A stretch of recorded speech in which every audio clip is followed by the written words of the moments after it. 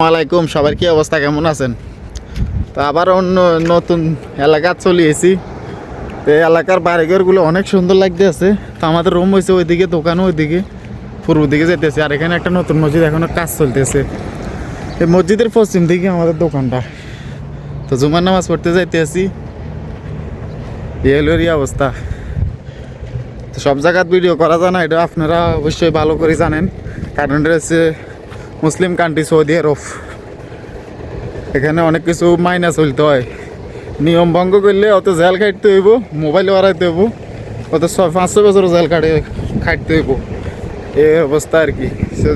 যে যেখানে থাকেন সাবধানে ভিডিও টিডিও করিয়েন, ঠিক আছে নি? এই হইল এলাকার অবস্থা। আর এই হচ্ছে আমি। এই সাইড মনে হইতেছে তো একবারে গ্রামের মতন। কিরে এই সাইডে বাঙালি টাঙ্গালি নাই। কিরে আল্লাহর কাকে পাবেল, তুই কই?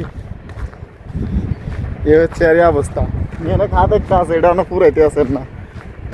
কই এটা নি মসজিদ? আর গাড়ির কথা আর কি বলবো, এদেশে গাড়ি মনে করেন না, রাস্তা ধরে রয়েছে রাস্তা। একজনের 3টা 4টা। আর আমার দেশে একজন একটা কিনতে এলে যাচ্ছে। দাম হইলে মরবি, এটা তো আগে করবে। তা আমি কারোর উদ্দেশ্যে বলি না, একটু মস্করা করলাম আর কি।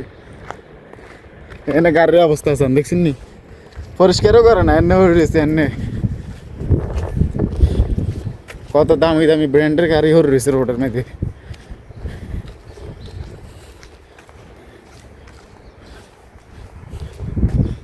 কি সুন্দর সুন্দর বাড়িঘর। হায় রে আল্লাহ, মানুষ কত রকমের মানুষ বানাইছে, ধনী গরিব। বিদেশে না আইলে বুঝতাম না গাড়ি রাস্তা থাকলে, তাই না? দেশে একটা কিনতে এলে যাচ্ছে। দেখ, আল্লাহ হাফেজ, ভালো থাকবেন, সুস্থ থাকবেন। এই ভিডিও পর্যন্ত মসজিদের সামনে চলে এসেছি।